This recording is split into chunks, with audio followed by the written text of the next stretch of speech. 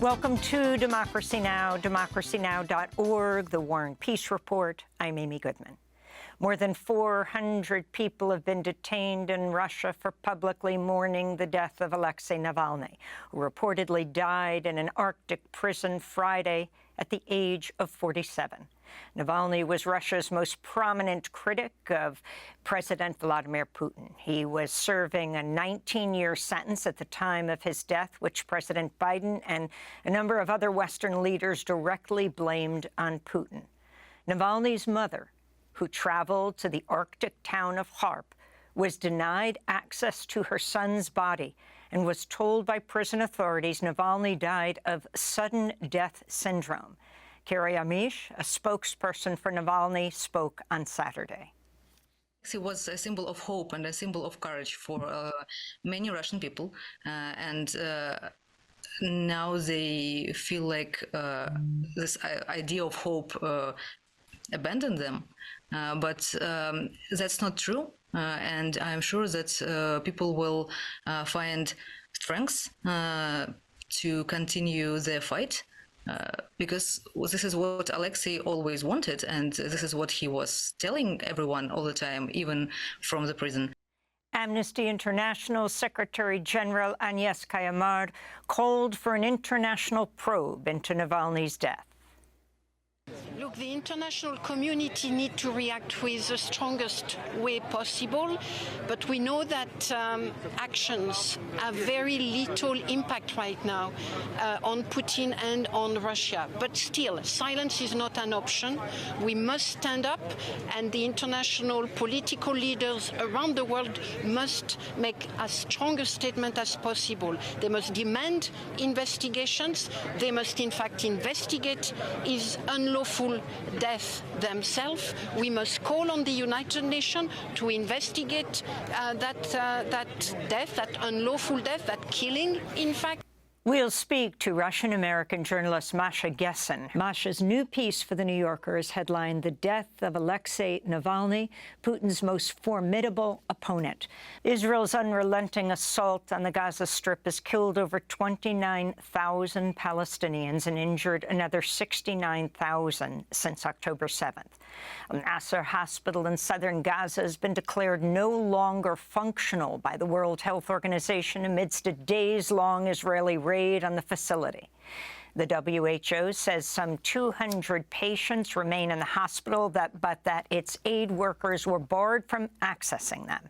At least 8 people at the hospital have died since Israeli soldiers cut off electricity and oxygen supplies last week.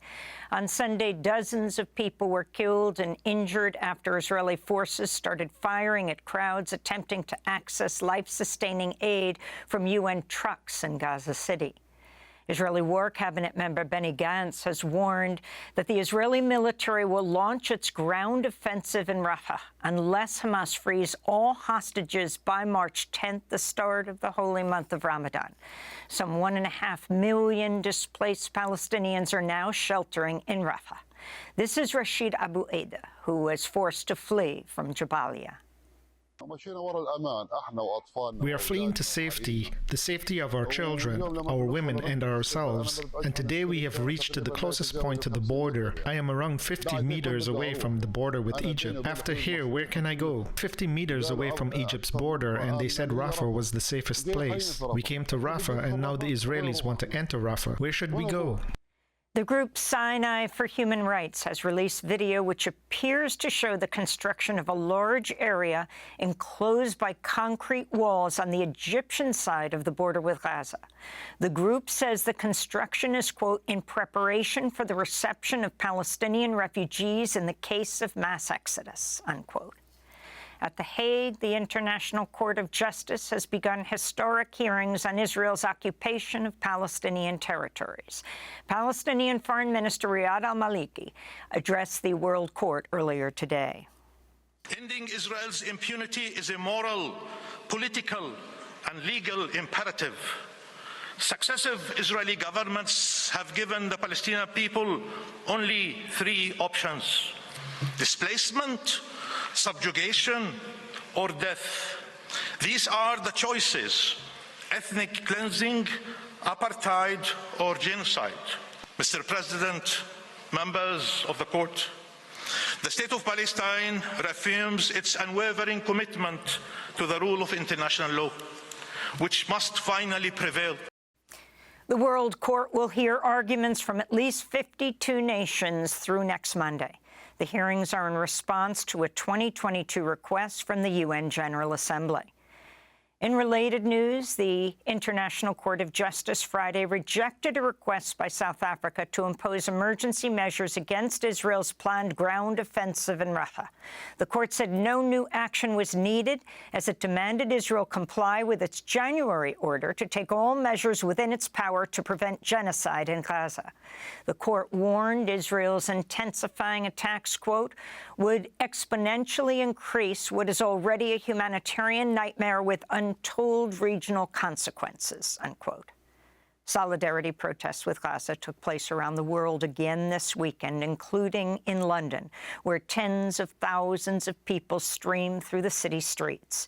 In India, workers with the Water Transport Workers Federation have vowed not to load or unload weapons to Israel, saying they, quote, always stand against the war and killing of innocent people, unquote.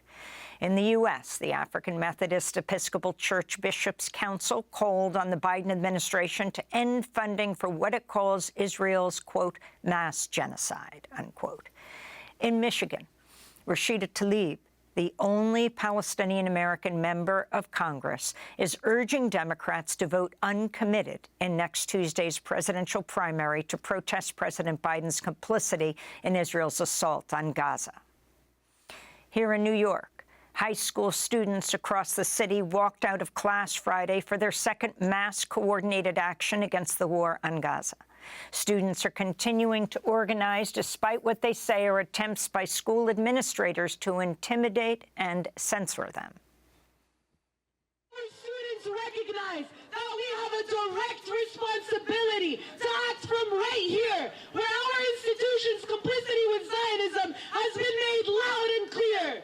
We recognize our responsibility to the people of Gaza and stand in unwavering solidarity with them.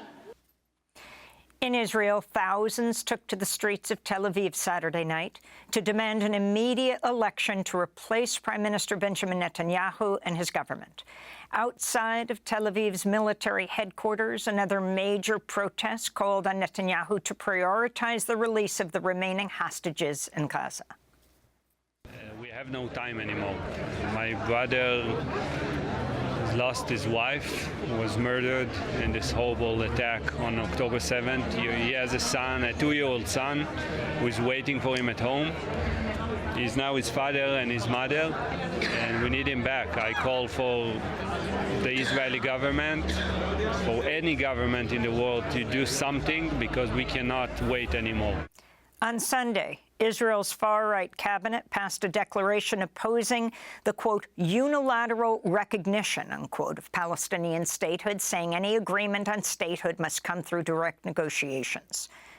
Israel's declared Brazilian President Luiz Inácio Lula da Silva persona non grata after he accused Israel of genocide in Gaza and likened its actions to the Nazi Holocaust. Lula made the remarks as he spoke at the African Union Summit in Addis Ababa, Ethiopia.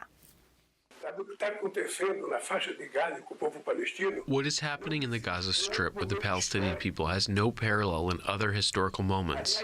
In fact, it did exist when Hitler decided to kill the Jews. At the African Union Summit, African leaders discussed ongoing conflicts in the region and the spiraling humanitarian situations in Sudan and the Democratic Republic of Congo. Yemen's Houthi movement claimed a Sunday attack on the British-registered cargo ship Rubimar in the Gulf of Aden, which forced crews to abandon ship. The stricken vessel is now reportedly at risk of sinking. This comes after U.S. forces launched more retaliatory attacks on Houthi-controlled areas in Yemen over the weekend. U.S. Central Command confirmed Sunday at least 5 Houthi targets were struck, including an unmanned underwater vessel in the Red Sea and several missiles, which military officials claim presented, quote, an imminent threat to U.S. Navy ships and merchant vessels in the region, unquote. The New York Times reports Israel was behind recent attacks inside Iran, targeting 2 critical natural gas pipelines. The acts of sabotage knocked out natural gas supplies for homes and businesses in parts of 5 provinces. Israel has long carried out a shadow war on Iran that has involved assassinating Iranian nuclear scientists and waging cyber attacks on government agencies. In news from Ukraine, Russian forces have seized full control of the city of Avdiivka in Donetsk. Some military experts have described the fall of Avdiivka as Russia's biggest victory in 9 months since Russian troops captured Bakhmut. The Biden administration blamed the fall of the city on congressional inaction, as U.S. lawmakers have yet to approve a request for $60 billion in new military aid. A New York Supreme Court justice has ordered Donald Trump to pay nearly $355 million in penalties, plus almost $100 million in interest for illegally inflating the value of his assets in order to secure more favorable loans and insurance for his New York real estate empire. Trump is also barred from running any business in New York for 3 years.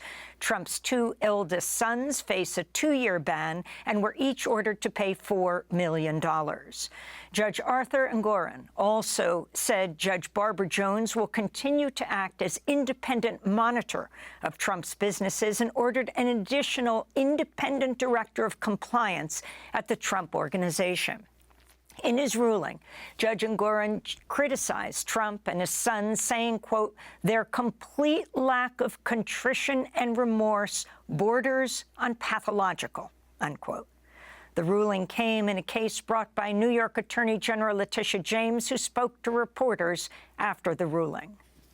Donald Trump may have authored the art of the deal, but he perfected the art of the steal. This long-running fraud was intentional, egregious, illegal, and he did all of this with the help of the other defendants, his 2 adult sons and senior executives at the Trump Organization. Donald Trump plans to appeal the ruling, which he described as a complete and total sham.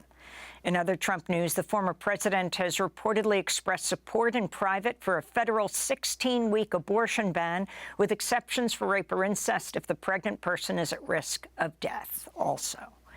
And in Texas, Republican Governor Greg Abbott has announced plans to build an 80-acre military base housing up to 2,300 soldiers in the city of Eagle Pass along the border with Mexico as his administration enforces a brutal immigration crackdown. Governor Abbott has continued to defy federal authorities in the region. He spoke Friday. To expand our border security capabilities, we are building a new Texas Military Department base camp that allows the Texas National Guard to increase and to improve operations in this area. And those are some of the headlines. This is Democracy Now!, democracynow.org, the War and Peace Report.